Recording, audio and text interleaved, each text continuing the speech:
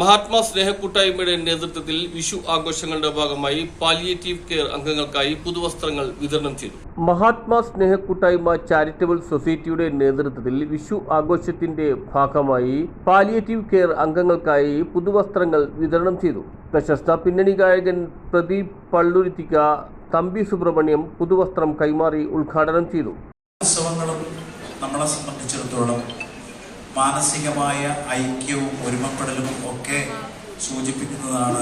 പ്രാദേശികവും സാമുദായികവും അതുപോലെ തന്നെ സമൂഹത്തിൻ്റെ ഏത് കോണിൽ നടക്കുന്ന ഉത്സവത്തിൻ്റെയും പ്രധാനപ്പെട്ട ഉദ്ദേശം അത് തന്നെയാണ്. മനസ്സുകളെ തമ്മിൽ ഒരുമിപ്പിക്കുക, മനസ്സുകളെ തമ്മിൽ ഒത്ത് നിർത്തുക, സമത്വ ഭാവനയോടുകൂടി പെരുമാറുക, ഇതൊക്കെ തന്നെയാണ് എല്ലാ ഉത്സവങ്ങളുടെയും ആന്തരികമായ. മഹാത്മാ സ്നേഹക്കൂട്ടായ്മ ചെയർമാൻ ഷമീർ വളവത്ത അധ്യക്ഷത വഹിച്ചു. റഫീഖ് ഉസ്മാൻ സെറ്റ്, അസീസ് ഇസാഖ് സെറ്റ്, എം സലീം, CP പൊന്നൻ തുടങ്ങിയവർ സംസാരിച്ചു.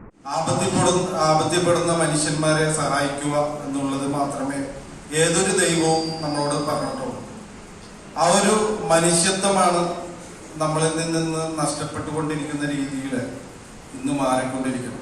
അത് പ്രത്യേകിച്ചൊന്നും പറയാൻ കാര്യമില്ല. കാരണം നമ്മുടെ ദൈവ ഗ്രന്ഥങ്ങളിലെല്ലാം പറഞ്ഞിട്ട് ഇന്ന് കലിയുഗത്തിലേക്ക് എത്തി. കലിയുഗം എന്ന് പറയുമ്പോൾ അറിയാലോ, ഇതുപോലുള്ള കുറെ കാഴ്ചകൾ നമ്മൾ കാണേണ്ടി വരും.